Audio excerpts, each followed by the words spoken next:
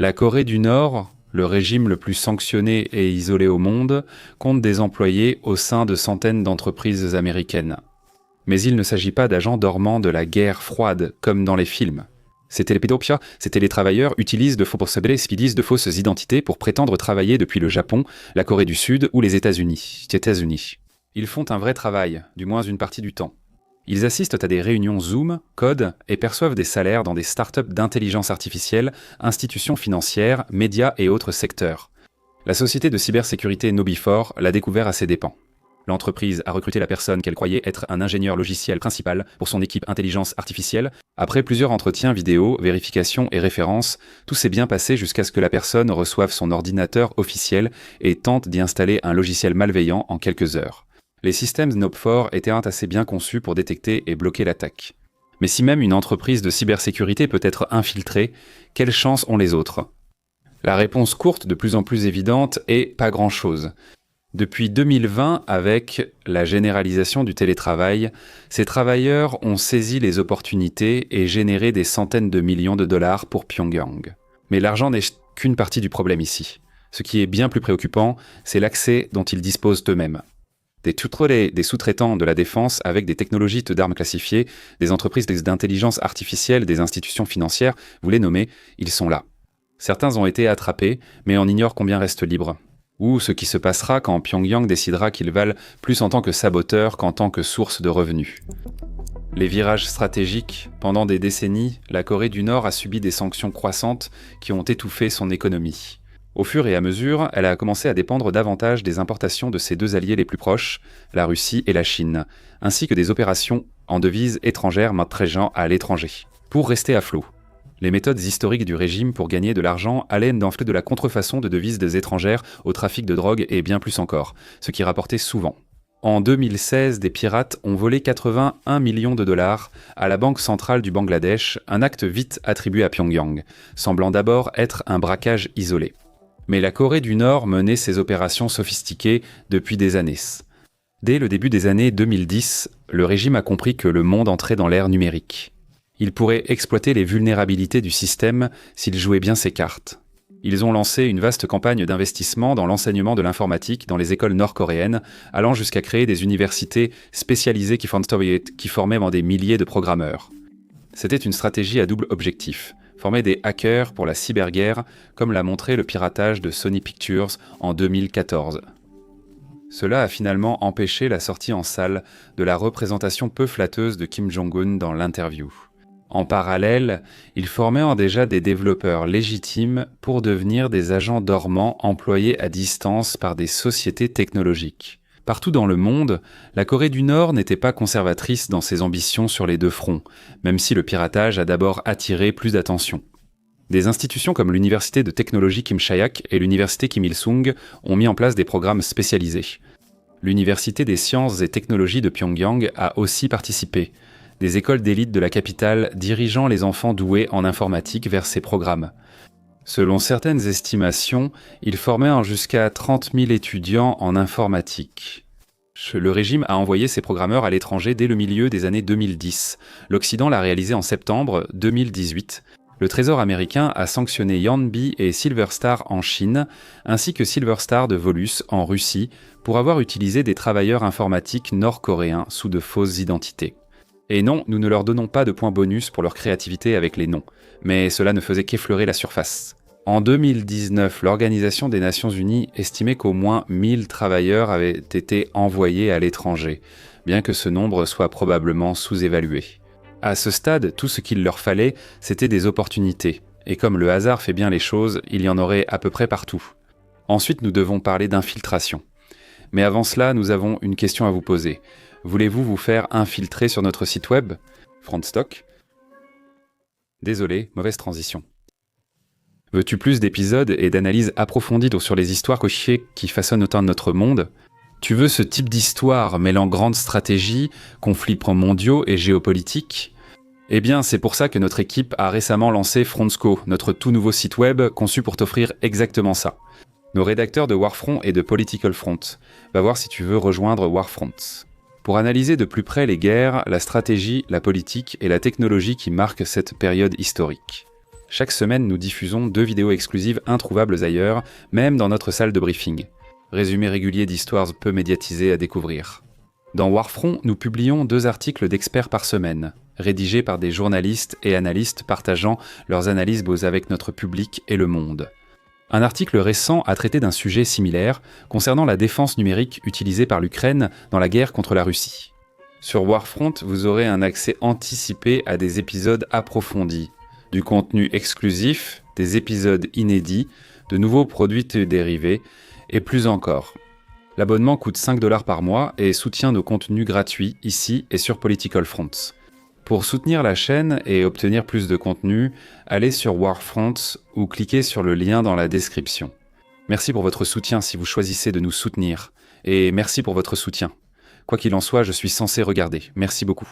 Passons maintenant aux mécaniques de la tromperie. Lorsque le Covid a frappé début 2020, le travail à distance est passé d'un avantage appréciable à une nécessité pour les entreprises, pratiquement du jour au lendemain. La main-d'œuvre informatique nord-coréenne a saisi rapidement une opportunité unique. Le régime n'était pas prêt à une révolution du télétravail causée par une pandémie. Il semblait surpris par le nombre d'opportunités qui sont vite apparues. Mais ils se sont adaptés et ils se sont adaptés sacrément vite. Les entreprises cherchaient à intégrer des employés jamais rencontrés en personne. La Corée du Nord a admis que la disparition récente d'obstacles majeurs comme la présence physique, les entretiens et les vérifications locales changeaient la donne. Au moment même où les sanctions internationales avaient fermé leurs sources de revenus traditionnelles, l'ensemble de l'économie mondiale a créé une vulnérabilité qui a rendu leur nouvelle stratégie incroyablement efficace. La période 2020-2021 marque une explosion silencieuse de ce phénomène, pleinement visible aujourd'hui. Avec le recul, la première vague était presque embarrassante de simplicité. Les agences se faisaient passer pour des développeurs sud-coréens, chinois, européens ou américains sur LinkedIn. Ils postulaient à des dizaines de postes à distance et acceptaient tout ce qu'ils pouvaient en obtenir. À bien des égards, ils étaient des candidats presque idéaux, prêts à accepter n'importe quel salaire bas. Au début chaotique de la pandémie, alors que les entreprises perdaient en des millions à cause des perturbations, suffisant est devenu la norme pour l'embauche. L'expérience d'Eric Chen chez Injective illustrait bien cette première période. Le développeur embauché mi-2020 avait de bonnes références, réussi l'entretien et paraissait motivé. Des problèmes de performance et des bugs se sont accumulés, poussant à licencier le développeur après quelques mois pour en recruter un autre. Il n'a jamais pensé avoir engagé un agent nord-coréen, avant que la police ne l'appelle 3 ans après.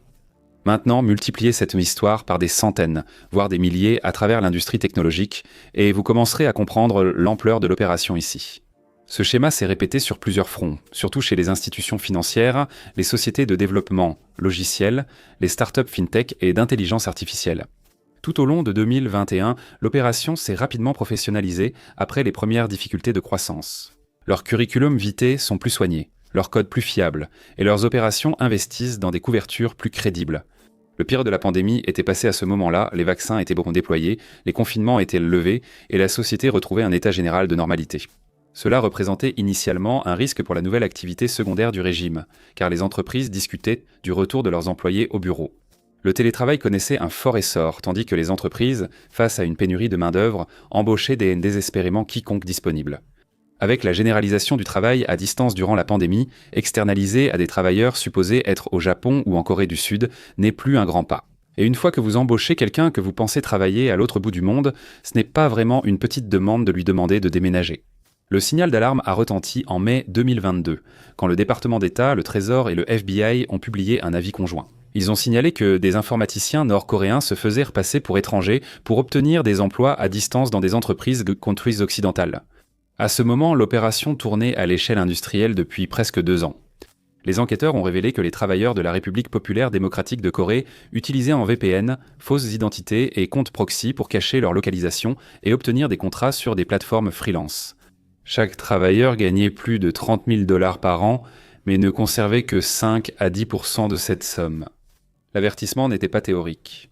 L'avis mentionnait un cas où des travailleurs de la République populaire démocratique de Corée avaient volé 50 000 $ à une entreprise américaine en 30 versements distincts, un vol discret pensé pour échapper au système anti-fraude. Certaines entreprises notaient des développeurs dont l'anglais variait entre l'écrit et l'oral, ou qui excellaient aux entretiens techniques mais échouaient aux appels de suivi. Les enquêteurs ont attribué cela aux techniques à opérateurs multiples des équipes nord-coréennes. Divers agents gèrent des aspects d'une même fausse identité, certains recourant à la traduction intelligence artificielle ou à la modification vocale pour entretenir la supercherie. La vie a fourni aux entreprises une liste de signaux d'alerte. Connexions multiples depuis des pays très éloignés, utilisation intensive de services de paiement chinois et de crypto-monnaies, incohérence de biographique entre les profils et travailleurs refusant les appels en direct ou incapables de recevoir du matériel aux adresses indiquées. Les responsables fédéraux ont aussi signalé que, même si la plupart de ces travailleurs menaient un développement légitime pour rester discrets, leur statut de sous-traitant leur donnait un accès potentiel au réseau d'entreprises pour des intrusions ou l'acquisition de technologies. Pyongyang avait été dénoncé, mais déjà trop engagé pour tout stopper. Quand on est déjà aussi sanctionné que la Corée du Nord, la communauté internationale peut difficilement accroître la pression. Cet avis est devenu un guide pour montrer aux agents nord-coréens ce qu'ils devaient éviter à l'avenir. Leur sécurité opérationnelle s'est considérablement améliorée, les connexions depuis des endroits éloignés ont disparu, et avec le temps, ils sont devenus beaucoup plus difficiles à détecter. Ils ont également commencé à privilégier la qualité plutôt que la quantité en ce qui concerne les emplois obtenus. Ils ont privilégié des postes plus valorisés dans des entreprises stratégiques plutôt que d'en accumuler le nombre. Ce qui a suivi fut une leçon d'adaptation, domaine où la Corée du Nord n'a jamais vraiment excellé. La vie montrait comment les vice-premiers ministres chinois étaient identifiés, comment les décalages horaires trahissaient les agents, et plus encore.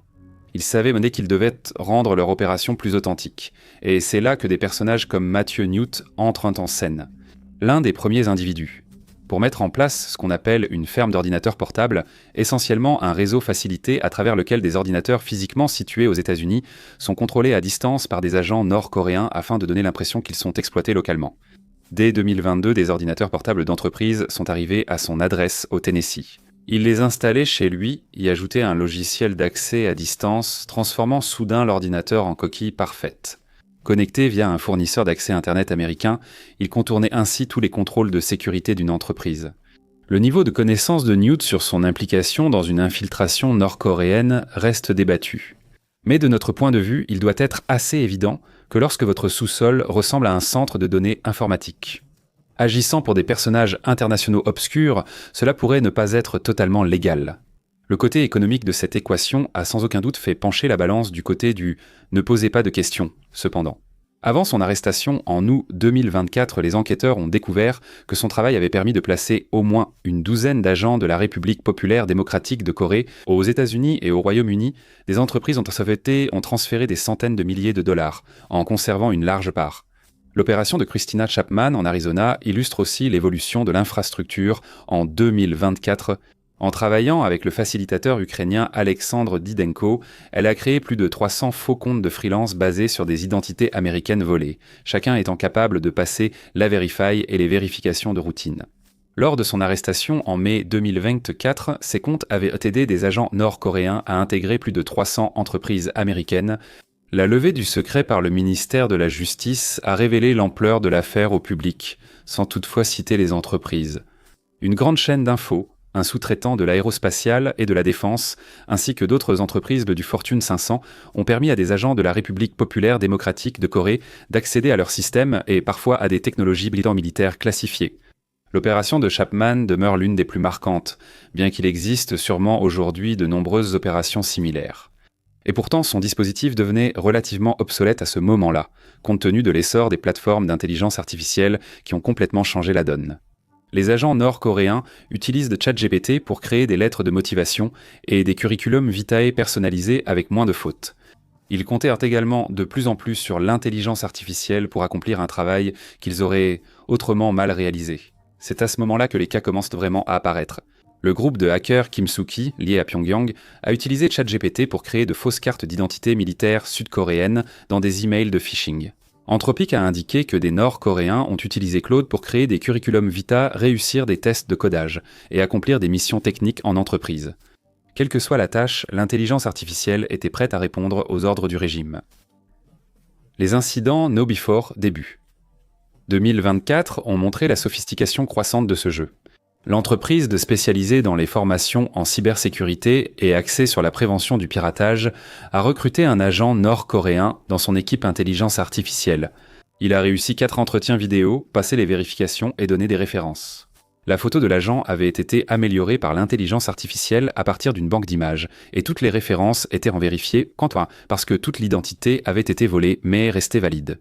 Aucun soupçon jusqu'au 15 juillet 2024 à 21h55, heure de l'Est.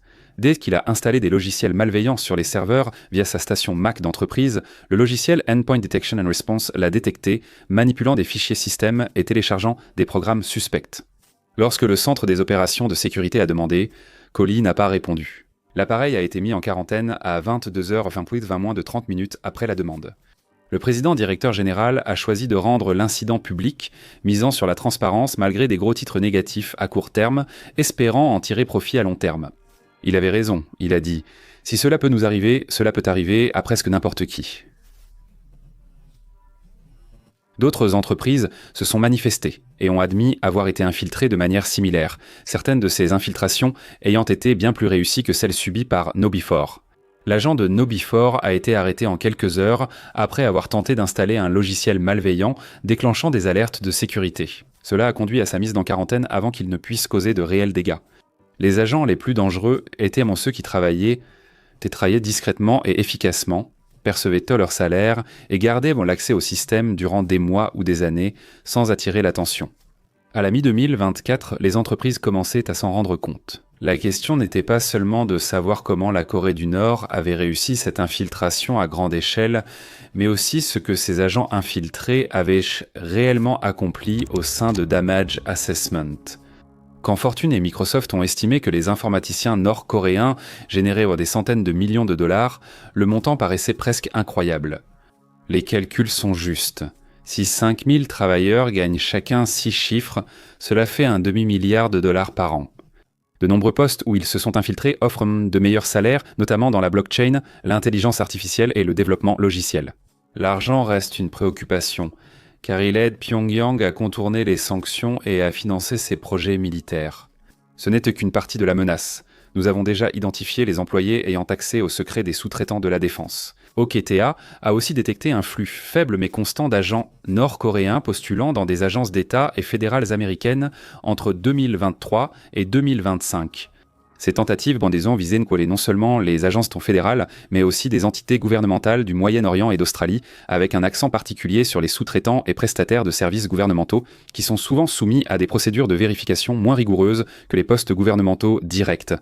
Mais tous offrent un accès quasi équivalent. Les données d'un réel sur l'infiltration, après une analyse approfondie des conséquences initiales, dressent un tableau alarmant, autant pour leur réalisation passée que pour l'impact futur sur la sécurité nationale. Le ministère de la Justice, en 2025, a révélé que plus de 100 entreprises américaines s'étaient compromises rien que dans les affaires qu'ils ont poursuivies. Non pas celles qu'ils connaissaient, mais celles pour lesquelles ils ont vraiment poursuivi. Les violations dans la défense ont des conséquences immédiates sur la sécurité nationale. De janvier à avril 2024, un agent nord-coréen et un sous-traitant californien de la défense ont exfiltré des données techniques très sensibles soumises à de stricts contrôles d'exportation. Ces fichiers sur la technologie militaire ont été remis aux agences de renseignement nord-coréennes. Ceci pour comprendre la technologie à laquelle ils font face et leur fournir gratuitement des ressources pour l'améliorer. Le moment de ces révélations devient particulièrement inquiétant lorsqu'on les met en parallèle avec le renforcement militaire croissant de la Corée du Nord.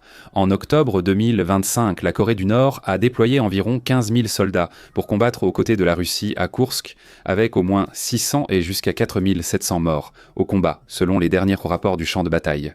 Elle fournissait aussi auparavant à la Russie de nombreux obus d'artillerie toujours utilisés aujourd'hui.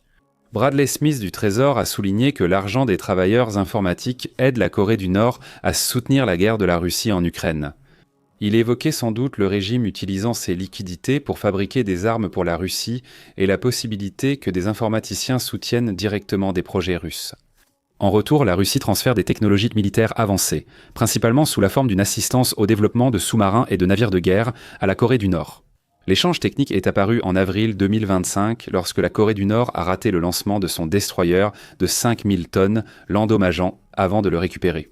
Le navire, inspiré de conceptions navales russes, possède des systèmes de lancement vertical pour missiles de croisière, d'attaque et anti-navires. Et c'était le plus grand et le plus lourdement armé des navires de guerre de surface jamais construits par le régime.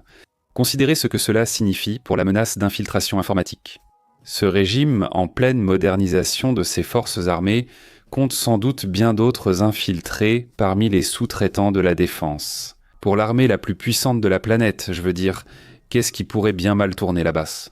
Le pire, c'est que cela ne concerne pas seulement ce que la Corée du Nord pourrait faire avec ces informations. C'est déjà assez effrayant. Pendant des décennies, Pyongyang a dépendu de l'aide généreuse de ses voisins à Pékin et à Moscou pour soutenir son économie paralysée. Peu de choses offertes en retour, hormis son rôle d'État tampon maintenant la Corée du Sud et les forces américaines éloignées de ses frontières. Mais désormais, ils pourraient avoir un avantage grâce à ce qu'ils peuvent offrir, des informations classifiées. Cela rendrait même les meilleurs espions de la guerre froide envieux.